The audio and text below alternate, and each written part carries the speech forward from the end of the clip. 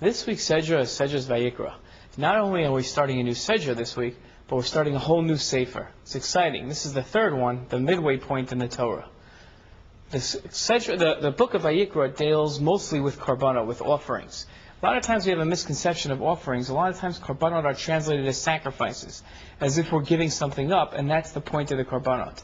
Truth be told, we are giving something up. When we offer a korban, when we offer an animal, that's pretty expensive. Average bull must cost about $3,000. So every time you give a korban, you are making a financial sacrifice, but that's not the purpose of the korbanot. The purpose of korbanos are to gain a relationship with the Kadosh Baruch Hu. And yes, it entails sacrifices. All effort and stuff that we give entails sacrifice, but it's not the purpose.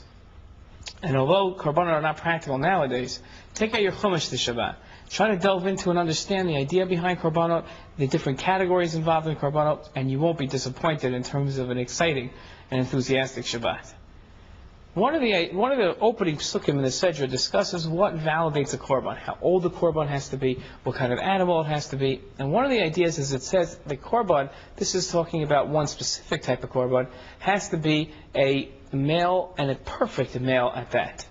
Now, without getting into any jokes about what a perfect male is, Rashi explains that when we say perfect, tamim in the Torah, we refer to something that doesn't have a blemish. No blemish in the korban. Okay, interesting idea. Let's discuss what's the problem with offering a blemished animal as a korban. Blemished means it has a cut, it's deformed in some way. That's the idea behind a blemished korban. And what we could explain is that the animal, if we look back in the history of the Torah, the first blemished offering that we find is the one given by Cain. And it was rejected by Hashem. That started the whole fight between Cain and Hevel. When Cain gives his korban, we generally assume that it was rejected because he had a choice to give something non-blemished or something blemished, and he chose to give his blemished product to Hashem. While that is a bad idea, our Torah portion, when discussing the prohibition of giving a blemished korban, doesn't differentiate whether or not you had something better to give. Even if this was your only animal to give and it happened to be blemished, had a little nick on its ear or something, we still would not be able to give that as a korban. So it's not necessarily the problem, let's say, with a blemished korban or a blemished animal, is not that you're giving, instead of giving your good product, you're giving your bad product. It's giving the blemished product at all. That's the problem. And we could explain the problem in total as saying as follows. When I give a korban, I'm trying to show gratitude. I'm trying to praise Hashem. But it must be done in a respectful manner. I can't just simply say, here you go, thanks so much. It has to be done in a respectful way. By giving a blemished animal, I'm showing my gratitude, but in a disrespectful manner. That is not proper gratitude at all. That's actually a sign of disrespect to Hashem. That is the showing of disrespect, of not showing proper gratitude.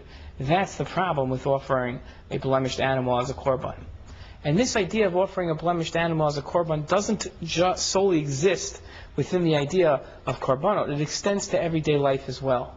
Whenever we don't put our full efforts into something, whether it be davening and we don't have concentration, whether it be learning Torah, we don't analyze fully, or whether it's when I do a chesed for my fellow man, and I do enough just to fulfill the mitzvah, but I don't go out of my way for my friend, I don't give it all, that is similar to a blemished korban.